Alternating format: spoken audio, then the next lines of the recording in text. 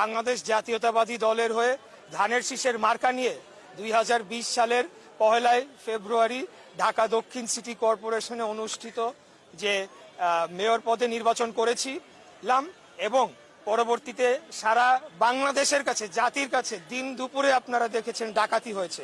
মিডিয়ার ভাইরা সারাদিন আমার সাথে ছিল এবং নির্বাচন পূর্বের যে প্রচারণার যে কার্যক্রম তার প্রথম থেকেই, ডে 1 থেকেই আমরা অভিযোগ দিয়ে আসছিলাম।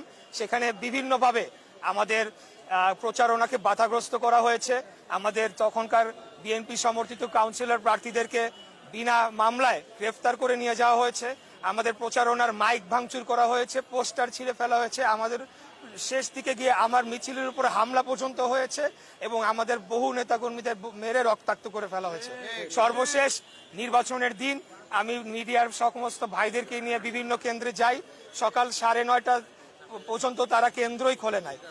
9:30 থেকে 1 ঘন্টা 1.5 ঘন্টার মতো কেন্দ্র কয়েকটা খোলা ছিল। তার পরবর্তীতে সমস্ত কেন্দ্র বন্ধ করে দেওয়া হয় এবং সেখানে ব্যাপক কারচুপির মাধ্যমে ভোট জালিয়াতি করে আমার যে ভোট হয়েছিল, আমি যে সংখ্যক ভোট পেয়েছিলাম সেটির থেকে বেশি ভোট দেখানোর জন্য দিনব্যাপী তারা কারচুপি করে। তো সেই বিষয়ে আমরা তখনই মামলা করেছিলাম সমস্ত নথিপত্র প্রমাণাদি দিয়ে, যেটি ইতিমধ্যে আমাদের আইনজীবী যারা রয়েছেন তারা আপনাদের কাছে ক্লিয়ার করেছেন।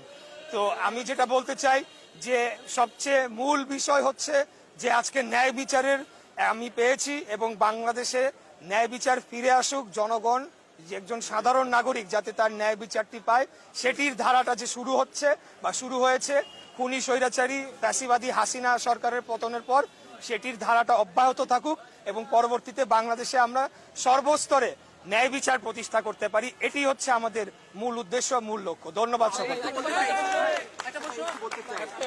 ওই সময়ে 16 বছরে যত ইলেকশন হয়েছে সবগুলোতে তো কারচুপি হয়েছে, তার মানে কি তাদের সময়কার সব ইলেকশনগুলোকে অবৈধ? আমি বলতে চাই যে আমি অন্য নির্বাচনের বিষয়ে মন্তব্য করব না। ঢাকা দক্ষিণ সিটি কর্পোরেশনে 2020 সালে যে নির্বাচন অনুষ্ঠিত হয়েছিল তার পরবর্তীকালে আমরা নির্বাচনী ট্রাইব্যুনালে দেশের বিদ্যমান আইন অনুযায়ী মামলা করেছি। সেই মামলায় আমরা আদালতে লড়েছি এবং দীর্ঘ আইনি প্রক্রিয়ায় এখানে অনেক জটিলতা তৈরি করে রাখা হয়েছিল। এটা আপনারা ভালো করেই জানেন যে খুনি হাসিনার ভাতিজা খুনি তাপস সে নিজে আদালতে হস্তক্ষেপ করে আমাদের এই মামলার প্রক্রিয়াটিকে বাধাগ্রস্ত করে বন্ধ করে রেখেছিল। পরবর্তীতে 5ই আগস্টের পর আমরা আইনি প্রক্রিয়া অনুসরণ করে আদালতে সমস্ত তথ্য, সাক্ষী, প্রমাণাদি দিয়ে এবং মামলা লড়ে আমরা জিতে এসেছি।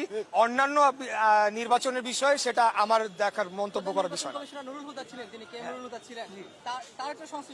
আমি মনে করি যে নিএম নুরুল হুদা সহ অতীতে রকিব কমিশন ছিল, হুদা কমিশন ছিল এবং সর্বশেষ কি নাম, সর্বশেষ আউয়াল কমিশন, এই কমিশনে যারা সাংবিধানিক পোস্টে ছিল, আমি মনে করি যে বাংলাদেশের যে এই অগণতান্ত্রিক ধারায় বাংলাদেশকে ধ্বংস করার যে চক্রান্ত হয়েছিল, সেটা ফ্যাসিবাদী শাসন যে কায়েম হয়েছিল, সেখানে সাংবিধানিক পদে যারা ছিল তারা অবশ্যই তাদের দায়িত্ব এড়াতে পারে না, কারণ সাংবিধানিকভাবেই তাদেরকে সেই ক্ষমতা বলি দেওয়া হয়েছিল। তারা